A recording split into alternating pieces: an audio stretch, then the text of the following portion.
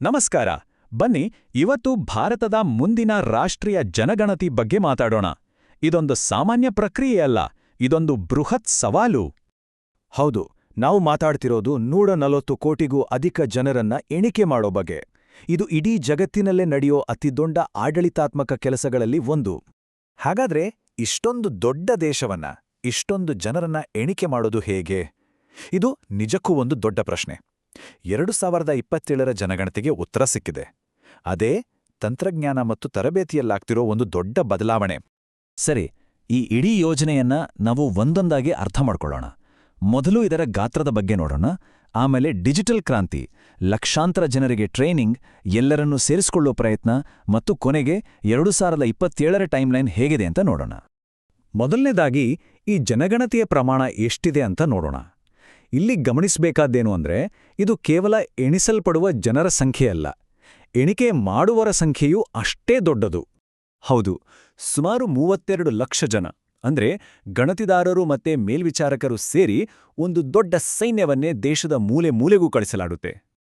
ಇಷ್ಟು ದೊಡ್ಡ ಸಂಖ್ಯೆಯನ್ನ ನಿಭಾಯಿಸೋಕೆ ಭಾರತ ಈ ಬಾರಿ ಹಳೆ ಪೇಪರ್ ಪೆನ್ ವಿಧಾನವನ್ನ ಬಿಟ್ಟು ಪೂರ್ತಿಯಾಗಿ ಒಂದು ಹೊಸ ಡಿಜಿಟಲ್ ದಾರಿಯನ್ನ ಹಿಡಿದಿದೆ. ನೋಡಿ, ಹಳೆ ವಿಧಾನಕ್ಕೂ ಹೊಸ ವಿಧಾನಕ್ಕೂ ಎಷ್ಟು ವ್ಯತ್ಯಾಸ ಇದೆ ಅಂತ. ಮೊದಲೆಲ್ಲ ಕೈಯಲ್ಲಿ ಬರೆದು ಮಾಹಿತಿ ಒಟ್ಟು ಸೇರಿಸೋಕೆ ತಿಂಗಳಗಟ್ಲೆ, ವರ್ಷಗಟ್ಲೆ ಆಗ್ತಿತ್ತು. ಆದರೆ ಈಗ ಎಲ್ಲವೂ ಮೊಬೈಲ್ ಆ್ಯಪ್ ಮೂಲಕ ರಿಯಲ್ ಟೈಮಲ್ಲಿ ನಡೆಯುತ್ತೆ. ಈ ಹೊಸ ಡಿಜಿಟಲ್ ವ್ಯವಸ್ಥೆಯ ಬೆನ್ನೆಲುಬೇ ಈ ಅಂಶಗಳು. ಡೇಟಾ ಕಲೆಕ್ಟ್ ಮಾಡೋಕ್ಕೆ ಮೊಬೈಲ್ ಆ್ಯಪ್ಸ್, ಅದನ್ನು ನಿರ್ವಹಿಸೋಕೆ ಪೋರ್ಟಲ್ಸ್, ಇಡೀ ಪ್ರಕ್ರಿಯೆಯನ್ನ ಮಾನಿಟರ್ ಮಾಡೋಕೆ ಒಂದು ಸಿಸ್ಟಮ್. ಅಷ್ಟೇ ಅಲ್ಲ, ಜನರೇ ಆನ್ಲೈನ್ನಲ್ಲಿ ಮಾಹಿತಿ ತುಂಬೋ ಅವಕಾಶ ಕೂಡ ಇರುತ್ತೆ. ಎಲ್ಲವೂ ಫಾಸ್ಟ್, ನಿಖರ ಮತ್ತೆ ಪಾರದರ್ಶಕ. ಸರಿ, ಟೆಕ್ನಾಲಜಿ ಎಲ್ಲವೂ ಸರಿ. ಆದರೆ ಜನಗಣತಿಯ ನಿಜವಾದ ಯಶಸ್ಸಿರೋದು ಫೀಲ್ಡಲ್ಲಿ ಕೆಲಸ ಮಾಡೋರ ಕೈಯಲ್ಲಿ. ತಂತ್ರಜ್ಞಾನ ಅನ್ನೋದು ಕಥೆಯ ಒಂದು ಭಾಗ ಅಷ್ಟೇ. ಇದಕ್ಕಾಗಿಯೇ ಕ್ಯಾಸ್ಕೇಡ್ ಅನ್ನೋ ಒಂದು ತರಬೇತಿ ಮಾದರಿಯನ್ನ ಬಳಸಲಾಗ್ತಿದೆ. ಅಂದ್ರೆ ಮೊದಲು 100 ಜನ ರಾಷ್ಟ್ರೀಯ ತರಬೇತುದಾರರು ಅವರು 2000 ಮಾಸ್ಟರ್ ಟ್ರೈನರ್ಗಳಿಗೆ ತರಬೇತಿ ಕೊಡ್ತಾರೆ. ಅವರಿಂದ 45,000 ಫೀಲ್ಡ್ ಟ್ರೈನರ್ಗಳಿಗೆ, ಕೊನೆಗೆ ಅವರಿಂದ 32 ಲಕ್ಷ ಜನ ಕ್ಷೇತ್ರ ಸಿಬ್ಬಂದಿಗೆ ತರಬೇತಿ ಸಿಗುತ್ತೆ. ಹೀಗೆ ಜ್ಞಾನ ಮೇಲೆಯಿಂದ ಕೆಳಗೆ ಸರಾಗವಾಗಿ ಹರಿಯುತ್ತೆ. ಈ ತರಬೇತಿಯಲ್ಲಿರೋ ಒಂದು ಅದ್ಭುತವಾದ ತತ್ವ ಅಂದ್ರೆ, ಇದು ಕೇವಲ ಏನು ಮಾಹಿತಿ ಬೇಕೋ ಅಂತ ಹೇಳೋದಿಲ್ಲ, ಬದಲಾಗಿ ಮಾಹಿತಿಯನ್ನ ಹೇಗೆ ಸಂಗ್ರಹಿಸಬೇಕು ಅನ್ನೋದಕ್ಕೆ ಹೆಚ್ಚು ಒತ್ತು ಕೊಡುತ್ತೆ. ಅಂದ್ರೆ ಜನರೊಂದಿಗೆ ಮಾನವೀಯವಾಗಿ ನಡ್ಕೊಳ್ಳೋದು ಕೂಡ ತರಬೇತಿಯ ಒಂದು ಮುಖ್ಯ ಭಾಗ. ಹೌದು, ಪ್ರತಿಯೊಬ್ಬ ಸಿಬ್ಬಂದಿಗೂ ಈ ಪ್ರಮುಖ ತತ್ವಗಳನ್ನ ಕಲಿಸಲಾಗುತ್ತೆ. ಜನರ ಮಾಹಿತಿ ಗೌಪ್ಯವಾಗಿಡಬೇಕು, ಯಾವುದೇ ಪಕ್ಷಪಾತ ಮಾಡಬಾರದು, ಸಾರ್ವಜನಿಕರ ಜೊತೆ ಸೂಕ್ಷ್ಮವಾಗಿ ಮಾತಾಡಬೇಕು, ಮತ್ತೆ ಕುಟುಂಬಗಳ ಜೊತೆ ಒಂದು ಒಳ್ಳೆ ಸಂಬಂಧ ಬೆಳೆಸಬೇಕು. ಇದೆಲ್ಲವೂ ವಿಶ್ವಾಸ ಗಳಿಸೋಕೆ ಬಹಳ ಮುಖ್ಯ. ಹಾಗಾದ್ರೆ ಈ ಜನಗಣತಿಯ ವಿಶೇಷತೆ ಕೇವಲ ಡಿಜಿಟಲ್ ಆಗಿರೋದ್ರಲ್ಲಿ ಮಾತ್ರ ಇಲ್ಲ, ಇದು ಹಿಂದೆಂದಿಗಿಂತಲೂ ಹೆಚ್ಚು ಎಲ್ಲರನ್ನೂ ಒಳಗೊಳ್ಳುವ ಒಂದು ಪ್ರಯತ್ನ ಕೂಡ ಹೌದು. ಇದೊಂದು ಬಹಳ ಮಹತ್ವದ ಹೆಜ್ಜೆ.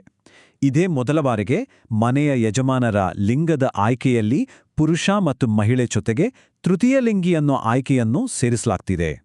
ಅಷ್ಟೇ ಅಲ್ಲ, ಈ 16ನೇ ಜನಗಣತಿಯಲ್ಲಿ ಜಾತಿ ಆಧಾರಿತ ಎಣಿಕೆಯನ್ನು ಕೂಡ ನಡೆಸಲಾಗುವುದು ಅಂತ ಸರ್ಕಾರ ಘೋಷಣೆ ಮಾಡಿದೆ. ಸರಿ, ಇದೆಲ್ಲ ಯಾವಾಗ, ಯಾವ ರೀತಿ ನಡೆಯುತ್ತೆ? ಬನ್ನಿ ಅದರ ಪೂರ್ತಿ ಟೈಮ್ಲೈನ್ ನೋಡೋಣ. ಇಡೀ ಪ್ರಕ್ರಿಯೆ ಶುರುವಾಗೋದೇ ಮೊದಲನೇ ಹಂತದಿಂದ. ಇದನ್ನ ಮನೆಪಟ್ಟಿ ಮತ್ತು ವಸತಿ ಕಾರ್ಯಾಚರಣೆ ಅಂತ ಕರೀತಾರೆ. ಇಲ್ಲಿ ಪ್ರತಿ ಮನೆಯ ಸ್ಥಿತಿಗತಿ, ಸೌಲಭ್ಯಗಳು, ಆಸ್ತಿಪಾಸ್ತಿಗಳ ಬಗ್ಗೆ ಮಾಹಿತಿ ಕಲೆ ಹಾಕ್ತಾರೆ. ಇದು ಮುಂದಿನ ಹಂತಕ್ಕೆ ಬೇಕಾದ ಅಡಿಪಾಯ. ಇದಾದ್ಮೇಲೆ ಬರೋದೇ ಎರಡನೇ ಹಾಗೂ ಅಂತಿಮ ಹಂತ, ಅಂದ್ರೆ ಜನಸಂಖ್ಯಾ ಗಣತಿ. ಇದುವೇ ಅಸಲಿ ಎಣಿಕೆ. ಇಲ್ಲಿ ದೇಶದ ಪ್ರತಿಯೊಬ್ಬ ವ್ಯಕ್ತಿಯ ಸಾಮಾಜಿಕ, ಆರ್ಥಿಕ ಮತ್ತು ಸಾಂಸ್ಕೃತಿಕ ವಿವರಗಳನ್ನು ಸಂಗ್ರಹಿಸಲಾಗುತ್ತೆ. ಈ ಟೈಮ್ಲೈನ್ ನೋಡಿದ್ರೆ ಸ್ಪಷ್ಟವಾಗಿ ಗೊತ್ತಾಗುತ್ತೆ.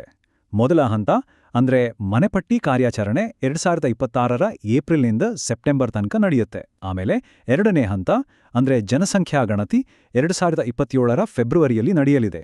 ಹಾಗಾದರೆ ಈ ಹೊಸ ಡಿಜಿಟಲ್ ಮತ್ತು ಹೆಚ್ಚು ಅಂತರ್ಗತವಾಗಿ ನಡೆಯಲಿರೋ ಜನಗಣತಿಯಿಂದ ಸಿಗೋ ಡೇಟಾ ಜಗತ್ತಿನ ಅತಿದೊಡ್ಡ ಪ್ರಜಾಪ್ರಭುತ್ವದ ಭವಿಷ್ಯವನ್ನ ಹೇಗೆ ರೂಪಿಸಬಹುದು? ಈ ವಿವರವಾದ ಅಂಕಿಅಂಶಗಳು ಪರಿವರ್ತನೆಯ ಹಾದಿಯಲ್ಲಿರೋ ನಮ್ಮ ದೇಶದ ಯಾವ ಹೊಸ ಚಿತ್ರಣವನ್ನ ನಮಗೆಲ್ಲ ತೋರಿಸಲಿದೆ ಅನ್ನೋದೇ ಈಗಿರೋ ಕುತೂಹಲ.